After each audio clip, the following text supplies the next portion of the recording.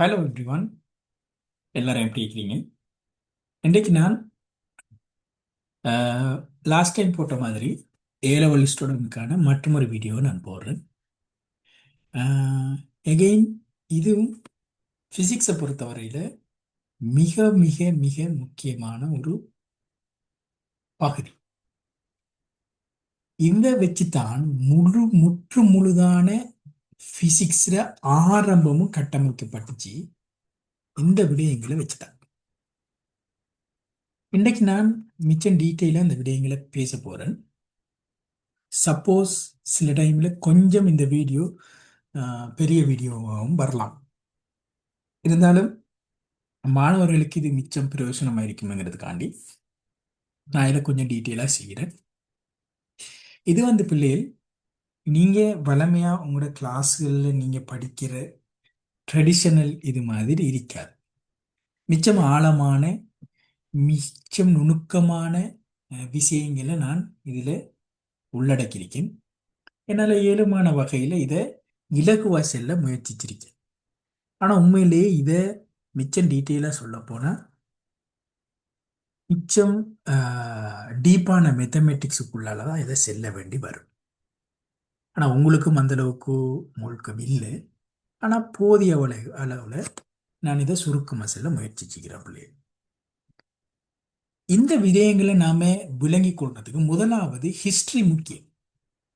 எப்படி இந்த விஷயம் வந்துச்சு, இப்போ நம்மளோட நீங்கள் உந்தமெண்டெல்லாம் நீங்கள் படிச்சிருப்பீங்க, அந்த கருதுகோளுக்கு எப்படி வந்தாங்க என்கிற ஆரம்ப சிந்தனை முக்கியம்.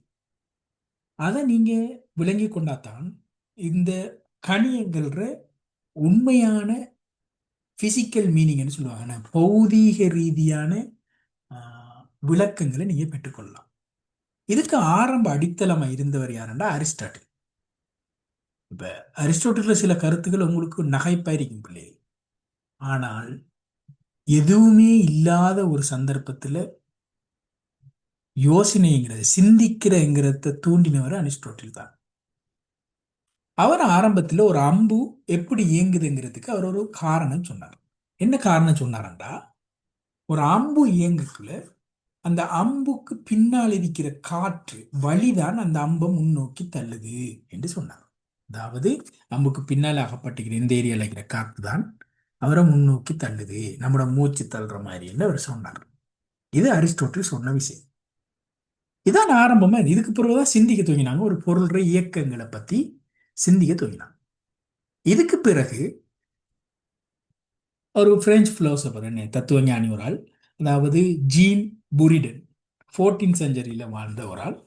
இவர் முதலா இந்த விஷயங்களை சொன்னாரு. அரிஸ்டோட்டில் சொன்னதுக்கு மறுப்பு தெரிவித்தார். என்ன சொன்னாரண்டா, ஒரு உத்வேகம், இந்த உத்வேகத்தை தான் பின்னைய நாளில் நியூட்டன் கணத்தாக்குன்னு சொன்னாரு. இப்ப இவர் சொன்னாரு, இவர் பிரெஞ்சில் சொன்னாரு, அதைத்தான் நியூட்டன் இம்பல்ஸ்ன்னு சொன்னார். அதே மாதிரி தான் இவர் சொன்னார். இந்த ஒரு உத்வேகம் ஒரு கணத்தா கொண்ட பிரதால ஒரு பொருள் முன்னோக்கி போகுதுன்னு சொன்னார். நாம ஒரு கணத்தா கொண்டு கொடுக்குறோம், ஒரு குலுக்கம் உண்டு அதில் கொடுக்குறோம். நாம கொடுக்குற இந்த உத்வேகத்தை அதை செய்யுது என்று சொன்னார். நாம கொடுக்குற உத்வேகம் தான் காரணம் இந்த பொருளை செய்யறது. இதுதான் ஃபர்ஸ்ட் பிரேக் த்ரூன்னு சொல்லுவோம் என்ன இந்த விடயங்கள். திருப்பி அவர் இன்னும் மேலதிகமான ஒரு கருத்து சொன்னாரு. இந்த உத்வேகம் என்கிறது உங்களோட திணிவுல தங்கியிருக்குன்னு சொன்னார். அதாவது நீங்க ஒரு கனமான ஒரு பாரமான கல்லை நீங்க எரிஞ்சீங்கன்னா அது கூடுதலான உத்வேகத்தை வச்சு கொள்வார். இதே இது ஒரு லேசான இறகத்தான் சொன்னார். அவர் ஒரு காக இறகு மாதிரி இறகுகளை நீங்க எரிஞ்சீங்கன்னா அவருக்கு கூடுதலான உத்வேகத்தை அவர் வச்சு கொள்ள மாட்டார் என்று சொல்லிப்பட்டு அவர் ரெண்டு விஷயம் சொன்னார். ஒன்று கதி, அடுத்தது பொருள்ற அளவு, திணிவு. இது ரெண்டிலையும் தான் இந்த உத்வேகம் என்கிறது தீர்மானிக்கப்படுகிறது என்று புரிடன் சொன்னார். அப்ப இங்கதான் முதலாவது எண்ணக்கரு வந்துச்சு. இந்த கதி பொருள்ற அளவும் தங்கியிருக்கியும் உடைய இயக்கம் ஒன்றில் என்கிற விஷயத்தை அவர் சொன்னார். இவங்கெல்லாம் நியூட்டனுக்கு முந்தின ஆக்கள் பிள்ளைகள், சரியோ. அதுக்கு பிறகு டெஸ்கார்ட்னு ரெனே டெஸ்கார்ட்ங்கிறவர் 1644 இவர் ஒரு விஷயத்தை சொன்னார். இவர் என்ன சொன்னார்டா, மொத்த பிரபஞ்சம், இவங்கெல்லாம் தத்துவ ஞானிகள், என்ன ஆன்மீகவாதிகள், மொத்த பிரபஞ்சமும் அதில் இயக்கத்தை இழக்காது என்கிறத நிரூபிக்க பார்த்தார் அவர். அதுக்கு அவர் உதாரணம் காட்டினது, ஒரு பொருளை நீங்க ஒரு உத்வேகம், அதாவது புரிடன் சொன்ன அதே விஷயத்த உத்வேகத்தோட நீங்க இந்த பொருளை அசைச்சிங்கன்னா கொடுத்தீங்கன்னா அந்த பொருள் அசையும். இப்ப அந்த உத்வேகத்தை நீங்க டபுள் ஆக்கினீங்கன்னா, அதாவது வேகம், நீங்க கொடுக்குற வேகத்தை நீங்க டபுள் ஆக்கினீங்கன்னா ஏற்கனவே அசைஞ்சத்தை விட 2 மடங்கால செய்யுது என்று சொன்னார். அதாவது நீங்க கதியை இரட்டிப்பாக்கினா இந்த இயக்கமும் இரட்டிப்பாகும். அது மட்டும் இல்லாம திணிவையும் நீங்க இரட்டிப்பாக்கினீங்கன்னா இந்த இயக்கம் இரட்டிப்பாகும் சொல்லி சொல்ற. இது 2 விஷயமா அவர் சொன்னார். அப்ப இதை வச்சுத்தான் அவர் 2 விஷயம் சொன்னார். ஒன்று, திணிவிலையும் வேக கொடுக்குற கதி, வேகம் இல்லை கதியிலையும் தங்கிருக்கி. இது 2ஐயும் பெருக்கிறதால வார ஒரு பெருமானத்தை தான் குவான்டிட்டி ஆஃப் மோஷன், அதாவது இயக்க அளவு, அளவை என்று சொல்லி சொன்னார். இந்த இயக்க அளவைங்கிறது பிள்ளைகள் இது புது விஷயம் இல்லை. ஏன் திடீரென்று இவர் பெருக்கிறதுக்கு வந்தார் என்றா, இங்க 2 விஷயம் என்ன. ஒன்று, வேகத்தை கூட்டினால் திணிவு குறையும். பாரமான பொருளுக்கு வேகம் குறையிருக்கும். அப்ப இங்க நேர்மாறு விகித சமன்ங்கிற உண்டு. இது மனிதனாலன்னு நாம படிச்சிருப்பீங்க. அதாவது உண்மையிலே இதை கருத்துல கொண்டா இப்ப நீங்க நேர்மாறு விகித சமன் மனிதனால், ரைட், ஒரு குறிப்பிட்ட மேனுக்கு எவ்வளவு நாட்கள் தேவைங்கிற நேர்மாறு விகித சமன் டேஸ், ரைட்.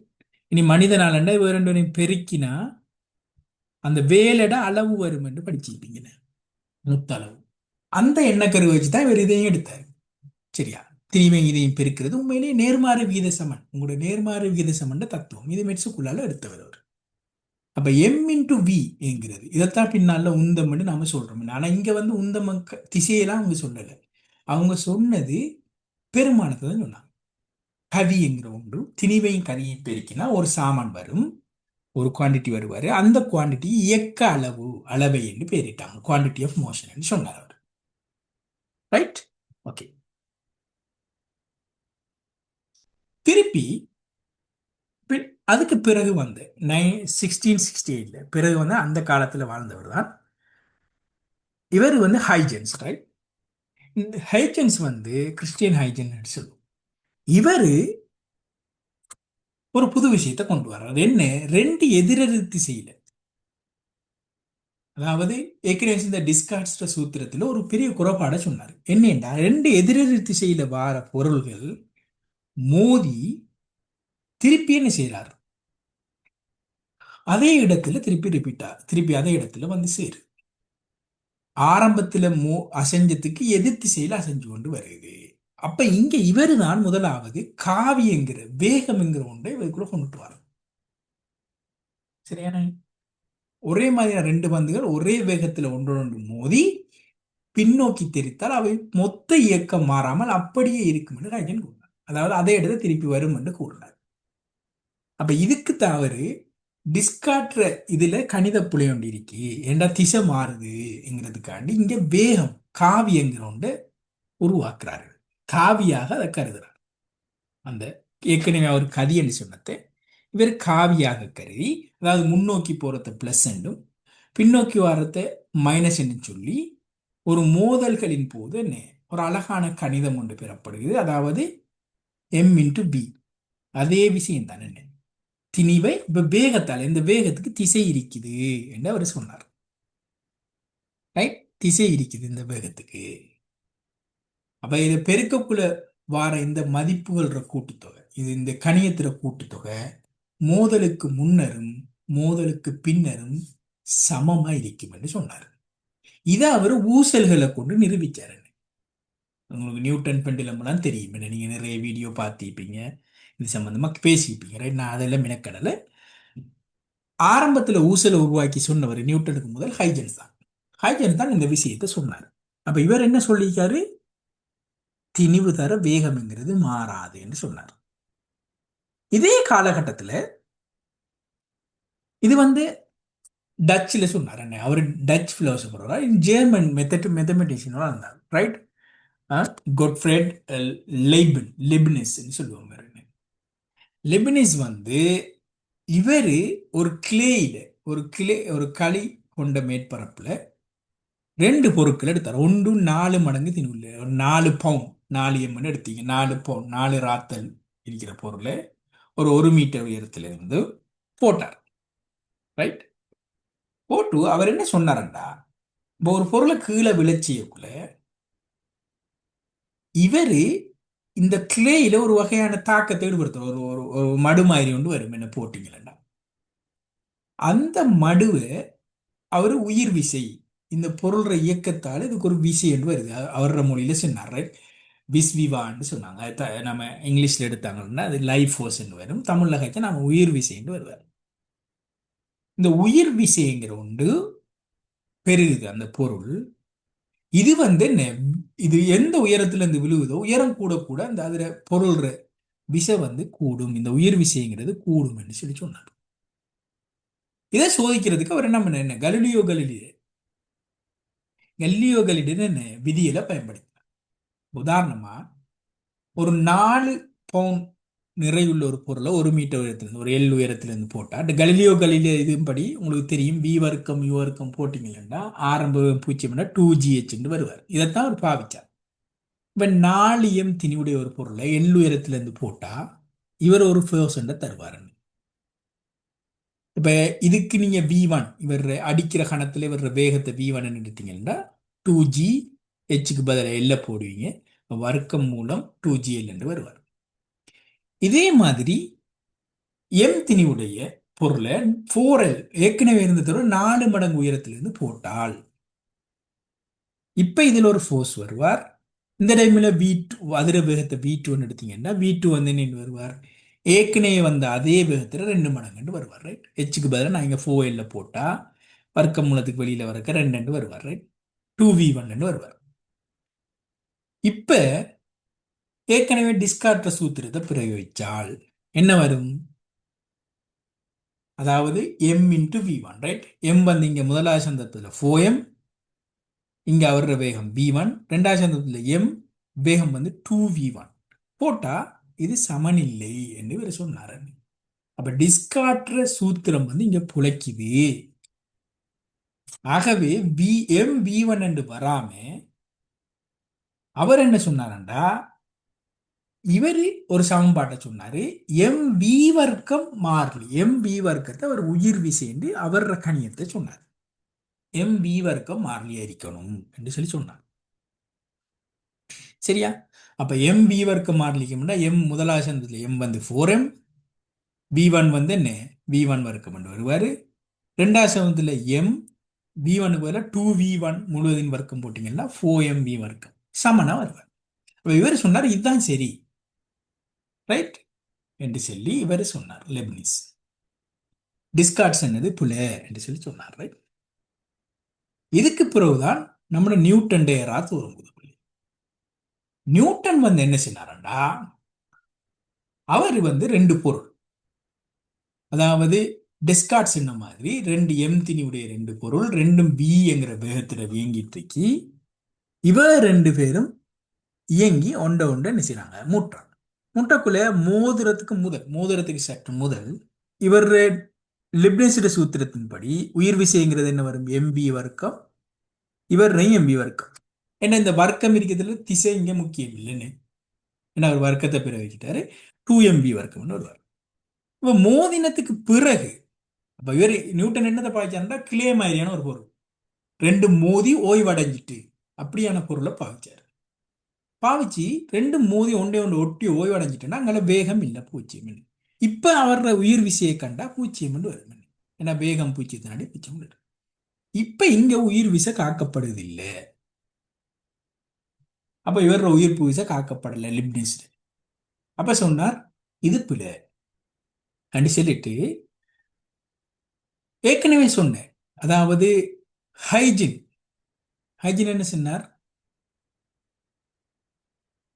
இது என்ன உங்களோட சூத்திரத்தோட, அதாவது வேகம் m இன்டு வி மாறிலின்னு சொன்னார். அதாவது என்ன உங்களோட இவர் டிஸ்கார்ட் சொன்னது. ரைட். அதாவது வேகத்தோட சொன்னது. ரைட். இது மாறிலியாக அமையும் என்று சொன்னார். அதை சரி கண்டார் இவர் நியூட்டன். அதாவது எம் இன்டு வி. இப்ப திசையோட சொன்னார் என்ன முதலாசன் இந்த திசையில நான் திசை காட்டுகிறேன் என்ன. இப்ப இந்த திசைக்கு மோத முன் வந்து வி வேகம் எம் இன்டு வி, அவர் எதிர் திசை எம் இன்டு வி 0. மோதின பின்னும் 0. அப்ப இவரு காக்கப்படுகிறது. முதலாவது அதை சரி கண்டார். சரி கண்டு போட்டு தான் சில விஷயங்களை அவர் சொன்னார். இதை வச்சுதான் உந்த காப்பு விதியை அவர் சொன்னார். இதான் நியூட்டன் சொன்ன முதலாவது விதி. நான் ஓடரா வார பிள்ளைகள் இப்ப நீங்க படிக்க வித்தியாசமா படிச்சிருப்பீங்க. நான் நியூட்டன் என்ன சொன்னாருங்கிற ஹிஸ்டரியை சொல்லிவார், எப்படி அந்த முடிவுக்கு வந்தாருங்கிற ஹிஸ்டரியை சொல்லிவார். அப்ப இந்த விஷயம் ஏன் எப்படி நிகழ்கிறது என்கிறத டிஸ்கிரைப் பண்ணக்க நான் லிப்னஸ் புல விட்டாரு. இந்த இடத்துல நியூட்டன் என்ன லிப்னஸை வென்றார்.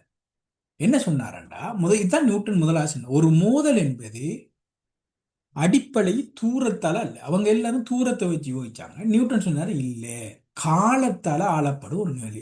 நேரம் தான் அங்க முக்கியம், காலம் முக்கியமானது. ஒரு ஒரு ஒரு இயக்கத்தை, ஒரு மோதலையோ ஒரு ஒரு நிகழ்வை தீர்மானிக்கிறது, அந்த நிகழ்வோட தாக்கத்தை தீர்மானிக்கிற இண்டிபெண்டன்ட் குவான்டிட்டி வந்து காலம்.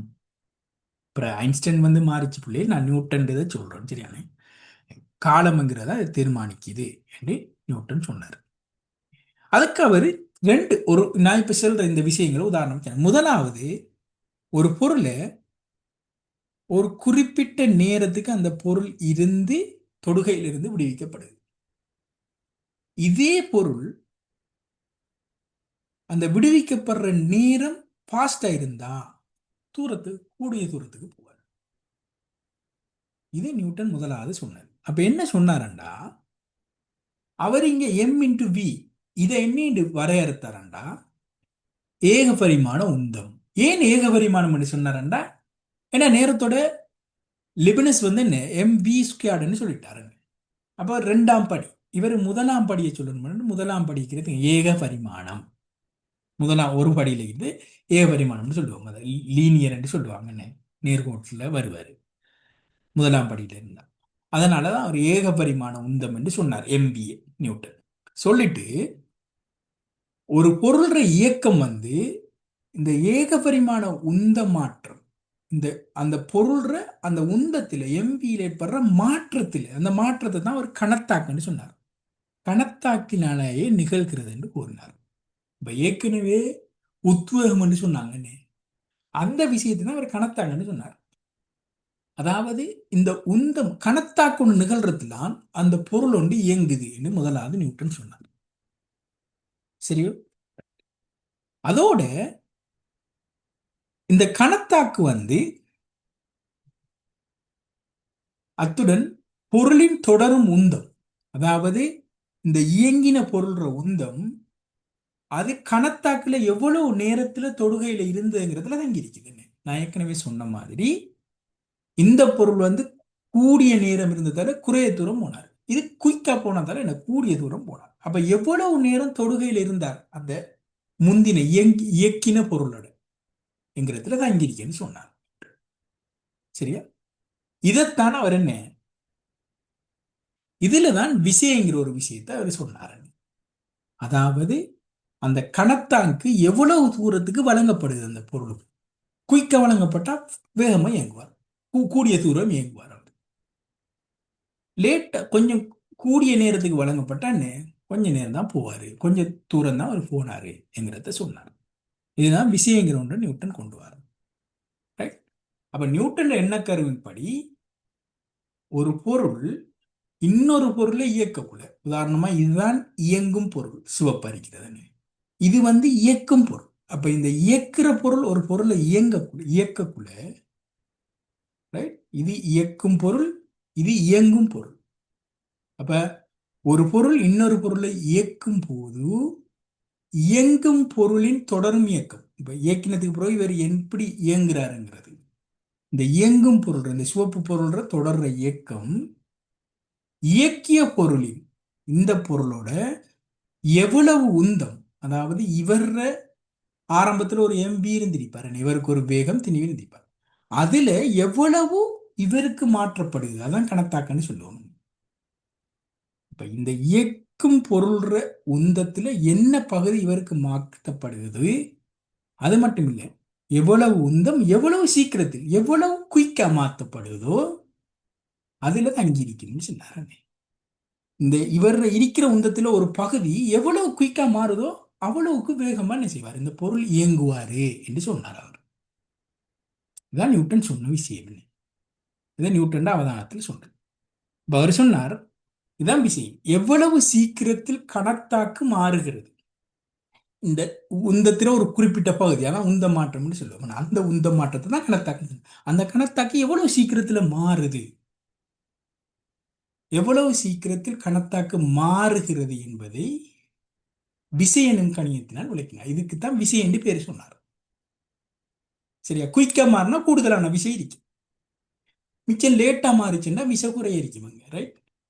இந்த விசை இல்லாத விடத்து, இந்த விசை ஒன்று இல்லாட்டி ஹைஜனின் திணிவு வேகம் காக்கப்படும் என்று கூறினார். ஹைஜன் சொன்ன மாதிரி இந்த விசை இல்லாட்டி இந்த பொருள் என்ன ஆரம்பத்தில் இயக்குற பொருள் என்ன திணிவு இருந்தாரோ, உந்தம் இருந்தாரோ, அதே உந்தத்தில் இருப்பார். அவர் உந்தம் மாறாது. அவர் இன்னொன்று கொடுத்தா தான் அவர் உந்தம் மாறும் என்று சொன்னார். ரைட்? அப்ப இதுல தான் முக்கியமான பாயிண்ட் என்ன, இரு பொருள்கள் மோதும் போது, ரெண்டு பொருட்கள் மோதக்குள்ள தொடுகை புள்ளியில என்ன ஒரு கணத்தாக்கு உருவாகும். அதான் இங்க இருக்கிறது. ரைட்? இந்த கணத்தாக்கு உருவாகும். சரியா? அதாவது என்ன சாமான், இயக்கும் பொருள் கொண்டிருந்த உந்தத்தின் ஒரு பகுதி இயங்கும் பொருளுக்கு மாற்றப்படுகிறது. அப்ப இந்த ஒரேஞ்ச் கலர் கலர் பொருள்ற ஒரு பகுதி உந்தம் இந்த சிவப்புக்கு மாற்றுது. அப்ப மாத்தக்குள்ள ரெண்டுலையும் ஒரே அளவான கணத்தாக்கு கொண்டு தூண்டப்படும். இந்த கணத்தாக்கு தான் என்ன, அந்த கணத்தாக்கு விசை. இந்த விசையத்தை அவர் என்ன தாக்க மறுதாக்கம் என்று சொன்னார். இது சமனாக இருக்கும். இதுதான் நியூட்டன் மூன்றாம் இயக்க விதி. நியூட்டன் பிள்ளைகள் முதலாவது கண்டுபிடிச்சது அவரோட மூன்றாவது விதியைத்தான். பிறகு அவர் ஓர்டர் பண்ணி வெளியிட்டாரு. முதலாவது வந்தாரு இந்த கன்க்ளூஷன், மூன்றாவது விதியத்தை அவர் முதலாவது சொன்னார். அப்ப கணத்தாக்கன்னு இப்ப என்ன நினைவிலங்கி இருக்கும் உங்களுக்கு, அதுதான் நான் இந்த ஹிஸ்டரியை சொல்லி வரேன். கணத்தாக்கன்னு நினைவிலங்கி இருக்கும். கணத்தாக்கன்னு நியூட்டன் என்னத்தை சொன்னார். ரைட்? ஏற்கனவே முந்தினாக்கள் என்ன, அதாவது இயக்க அளவை, குவான்டிட்டி ஆஃப் மோஷன் என்று சொன்னாங்க. அந்த குவான்டிட்டி ஆஃப் மோஷனை தான் கணத்தாக்கன்னு நியூட்டன் சொன்னார். அந்த குவான்டிட்டி ஆஃப் மோஷன்ல ஒரு பகுதி மாற்றப்படுது, அதுதான் என்ன கணத்தாக்கு என்று சொன்னார். என்ன இப்ப ஒரு பொருள் மற்றொரு பொருளை இயக்கும் போது, இப்ப இந்த பொருள் இவர் அடிச்சு இயக்குறாரு, அடிச்சு ரைட், இயக்கக்குள்ள இங்க என்ன செய்வாரு, ஒரு கணத்தாக்கு உருவாகும்.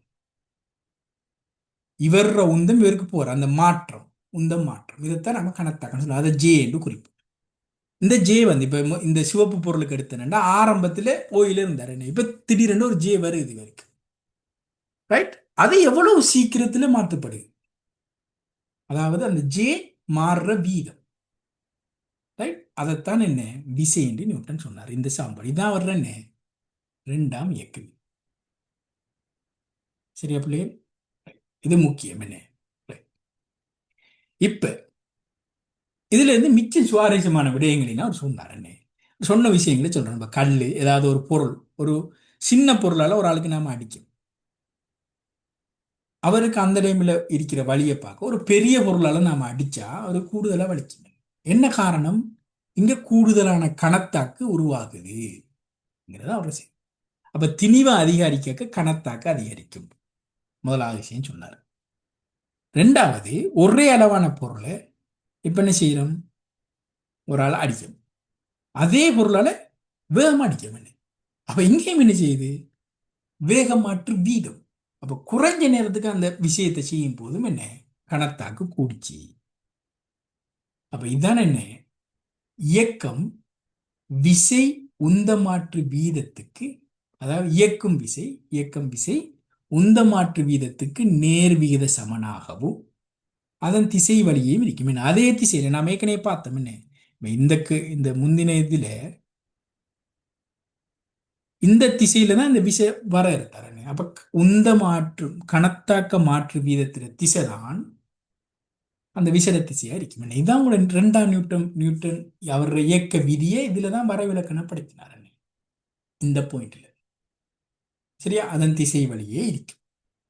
அப்ப இதுதானே உங்களுடைய ரெண்டாம் இயக்க விதி. அந்த வேக மாற்று வீதத்தை தான் என்ன ஆர் முடிவுலன்னு நாம சொல்லுவோம். அதுல இருந்து எஃப் சமன் எம்ஐக்கு வந்தார். அப்ப மூன்றாம் விதி தான் முதல்ல கண்டுபிடிச்சாரு, திருப்பி ரெண்டாம் விதிக்கு வந்தார். சரியோ? இப்ப அங்கெல்லாம் போ. பிறகு இது மட்டும் இல்லாம நிறைய விஷயம் சொன்னார். இந்த விசைய தாக்காத விடத்து இப்படி ஒரு விஷயம் ஒன்று வழங்கப்படாட்டி, அதாவது கணத்தாக்கு உருவாகாட்டி, கணத்தாக்குன்னு அந்த பொருளுக்கு வரலேண்டா உந்தம் காக்கப்படும். அதாவது டெஸ்கார்ட்ற கருதுகோள் என்ன, முழு பிரபஞ்சமும் இயக்கம் மாறாதுங்கிறது அவர் எம்பி மாறலி என்று சொன்னார். என்ன அதை இவர் சரி கண்டார் நியூட்டன். இது அது எப்பேண்டா விசை தாக்காம இருக்கணும், கணத்தாக்கொண்டு உருவாகாம இருந்தா வரும்னு சொன்னார். அதுக்கு பிறகு அவர் சொன்னது என்ன, இதைத்தான் உந்த காப்பு விதியாக வெளியிட்டார். நியூட்டன் சொன்னது உந்த காப்பு விதி. ரைட்?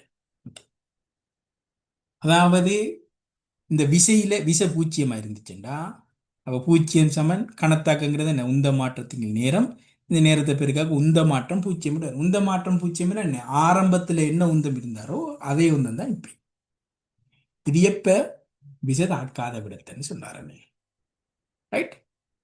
ஓகே. இதெல்லாம் எப்படி வந்தார்? அவர் அவர் இது அவர சொந்த முடிவண்டி இல்லை பிள்ளைகள், நிறைய பேர் செஞ்சது.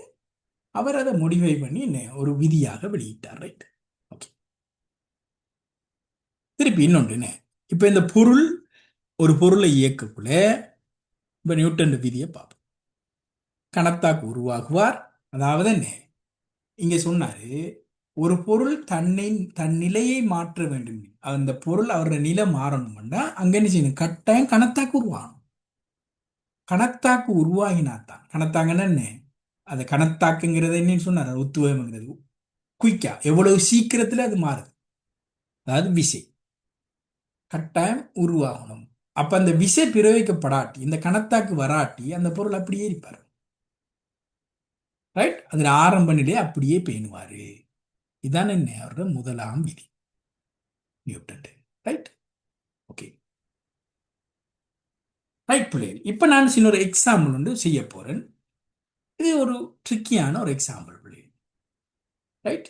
ஓகே. இதை செஞ்சு இப்ப இந்த நான் இவ்வளவு நேரம் கதைச்ச விஷயங்களை நீங்க அண்டர்ஸ்டாண்ட் பண்ணினீங்கன்னா இந்த கொஸ்டினை இல்ல லேசா செய்யலாம். என்ன ரைட்? என்ன 3 கிலோகிராம் 5 கிலோகிராம் திணிவுடைய இரு துணிக்கைகள் ஒரு ஒப்பமான கப்பியின் மீதாக செல்லும் இலேசான நீளா இழையொன்றின் முனைகளுக்கு இணைக்கப்பட்டுள்ளது.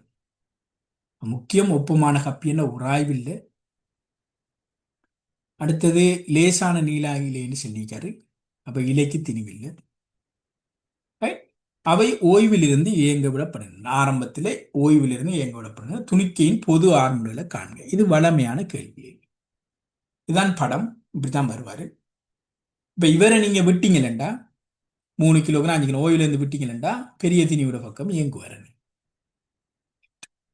அப்ப இவரை நாம எப்படி காணுவோம்? பொது ஆரம்பங்களை நீங்க தனித்தனி பொருளுக்கு எஃப் சமன் பாய்ச்சி கண்டிருப்பீங்க. நான் லேசா காண்றேன் பிள்ளைகள். எப்படி விலையில் விஷயம் என்ன, இங்கால 30 இங்கால 50 என்ன, அதாவது 3G 5G. அப்ப விலையில் விஷயம் என்ன, 5G சய 3G மொத்த விஷயங்கள் மொத்த திணிவு. ரைட்? அதான் உங்களோட ஆரம்பம். சிம்பிளா வருவார். அப்ப 2G 8, அப்ப G/4 வருவார். 2.5 மீட்டர் செகண்ட் -2. இதான் உங்களோட ஆரம்பம். சிம்பிளா காண்றேன் நான். ஒரு பொருளுக்கெல்லாம் எடுத்து காணல. ரைட்? ஃபாஸ்டா காண்றேன். நீங்க எப்படி படிச்சீங்க இல்லையா, நான் சிம்பிளா காண்றேன். என்ன விலையில் விசை இப்ப இங்கால பக்கம் இருக்கிற விசை தான் கூட. என்ன சரியா, இந்த விசை கூட. இங்கெல்லாம் 5G இங்கெல்லாம் 3G. ரைட்? விசை. அப்ப விலையில் விசை என்ன, ரைட்? அப்ப இந்த பக்கம் இவர் இவரை நான் இங்கே கொண்டுட்டு வந்தேன்னா இப்படி மேலே வருவார். ரைட்? 3G. அப்ப 5G சய 3G 2G தான் கீழே இருக்கிற விளைவு. ரைட்? இந்த 2G மொத்த திணிவால பிரிக்கிறேன். நட்டு அவ்வளோதான். ஒரு G/4 Gக்கு 10 போட்டோன்னா 2.5 வருவார். ஓகே, அவ்வளோதான் விஷயம். குயிக்காக காணணும். ரைட்? ஓகே. ரைட். இது சிம்பிள் கேள்வி. என்ன இது வளமையான உனக்கு கேள்வி. ரைட்? இப்போ இங்கெல்லாம் பிள்ளைகள் இதில் விஷயம் இருக்கு. இப்போ என்ன அங்கெல்லாம் நான் கேள்வி எப்படி முடிவு பண்ணி கொண்டு போறேன்டா, 4 செகண்டின் பின் 5 கிலோகிராம் திணிவு நிலத்தை அடிக்குது. இது ஒரு நிலத்தை அடிக்காரு 5 கிலோகிராம். இது நிகழ்ந்து எவ்வளவு நேரத்தின் பின் 5 கிலோகிராம் திணிவு மேல் நோக்கி அசையத் தொடங்கும். அது மேல் நோக்கி எவ்வளவு தூரம் செல்லும்? செல்லும் தூரம் யாதுன்னு கேள்வி என்ன? Right. அவன் அங்கே யோசிப்போம் என்ன நடக்கும் என்று. இப்போ இந்த பொருள் ஆரம்பத்தில் விட்டோடனே வர்ற வேகம் பூச்சியம், நேரம் பூச்சியம் வரைக்கும் இந்த டைம்ல விட்டா அவர் அப்படியோ ஏங்கிட்டு வந்து நிலத்தை அடிப்பார். எப்ப அடிக்காரு? 4 செகண்ட் பின்ன நிலத்தை அடிக்காரு. இந்த டைம்ல இவருக்கு ஒரு வேகம் இருக்கு. இனி உங்களுக்கு தெரியணும், இலையில நினைச்சிருந்தா இவர்ற ஆர்முடுகளும் ஆர்முடுகளும் உண்டு, இவர்ற வேகமும் வேகம் உண்டு. என்ன, ரெண்டு பேரும் ஒரே ஆக்கள். இப்ப பஸ்ஸில் நீங்க பயணிக்க பஸ்ஸில் வேகம் எதுவோ அதான் கூட வேகம். ஏன்னா பஸ்ஸையும் உங்களையும் இணைச்சிருக்கு. அதே மாதிரி இவங்க ரெண்டு பேரையும் இணைச்சிருக்கு. அப்ப இவர் என்ன வேகத்துல இயங்குறாரோ அதே வேகத்துல தான் இவர் என்ன வேகத்துல கீழே வந்தாரோ அதே வேகத்துல இவர் மேல வரும். அப்ப நான் ஆரம்பத்துல இது 0 செகண்ட்ல இங்க இருந்தாரு, நீ 4 செகண்ட்ல கீழே வராரு. அப்ப இந்த டைம்ல வேகத்தை காண போறேன். ஏன் வேகத்தை காண போறேன்? ஏண்டா இவரு ஓய்வடைஞ்சதுக்கு பிறகு இந்த இலை தொங்கிடுவாரு. தொஞ்சு அப்படியே மேல போயிட்டு கீழே வரக்க இவர்ல ஒரு கணத்தாக்கம் ஒன்று கொடுப்பாருன்னு, ஒரு குலுக்கம் ஒன்று வருவார். அந்த குலுக்கம் தான் இவர் இயக்க போறாரு 5 கிலோகிராம். அப்ப எனக்கு வேகம் முக்கியம். என்ன, அவர் அந்த உந்தத்தை காணணும். நியூட்டன் சொன்ன என்ன உந்தம் இருந்தாரு, அந்த உந்தத்துல தங்கி நிற்கிறேன். அப்ப நான் வேகத்தை காண்றேன். வேகத்தை என்னது காண்றதுக்கு என்ன செய்யறேன்? எனக்கு ஆர்முடுகள் தெரியும், ஏற்கனவே கண்டுட்டேன். நேரம் தெரியும், இறுதி வேகத்தை காணப்போறேன். அப்ப V சமன் U சக 3 கிலோகிராமுக்கு பாய்ச்சனண்டா இறுதி வேகம் B, ஆரம்ப வேகம் 0. ஆரம்பத்தில் 0 இருந்தாரு. ஆர்முடுகள் 2.5 கண்டுட்டேன். நேரம் 4 சந்திக்கிறேன். நான் எனக்கு B வந்து 10 மீட்டர் பெர் செகண்ட் வருவார். இப்ப என்ன நடக்கும்? இந்த இலை வந்து தொங்கிடும். ஏன்? இவர் இது செஞ்சிட்டார். ரைட். ஏன்னா இவருக்கு வேகம் இருக்கி, வேகம் இருந்தால் மேல் நோக்கி எங்க ஆரம்பிச்சோடனே இந்த இலை தொங்கிடும். இப்ப என்ன செய்வார்?